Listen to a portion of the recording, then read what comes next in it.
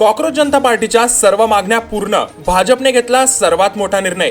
Cockroach जनता पार्टीचा सर्वात मोठा विजय। नेमकं काय घडलं? नीट पेपर फुटी प्रकरणावरून केंद्रीय शिक्षण मंत्री धर्मेंद्र प्रधान यांच्या राजीनाम्यासाठी दिल्लीत आक्रमक आंदोलन सुरू आहे। कॉकरोच जनता पार्टीच्या आंदोलनाने संसद भवनाच्या दिशेने मोर्चा काढण्याचे आवाहन केले होते, मात्र पोलिसांनी आधीच मोठा बंदोबस्त तैनात करत जंतर मंतर परिसरात बॅरिकेडिंग केली आहे। त्यामुळे अभिजित दिपके यांच्यासह अनेक आंदोलकांचा त्या परिसरात रोखण्यात आले होते। आता आंदोलकांना केंद्रीय मंत्री व भाजप नेते जे.पी. नड्डा यांनी एक आवाहन केले आहे। दरम्यान कॉकरोच जनता पार्टीच्या समर्थकांचा एक स्वतंत्र गट संसद भवनाच्या परिसरात पोहोचल्याने सुरक्षा यंत्रणांची मोठी धावपळ उडाली। आंदोलकांना रोखण्यासाठी पोलिसांकडून कारवाई करण्यात आली।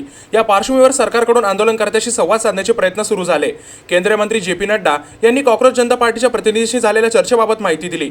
आंदोलकांनी आपल्या मागण्या सरकारसोबत मांडल्या असून त्यांच्यासोबत शांतपूर्ण वातावरणात चर्चा झाल्याचे नड्डा यांनी सांगितले।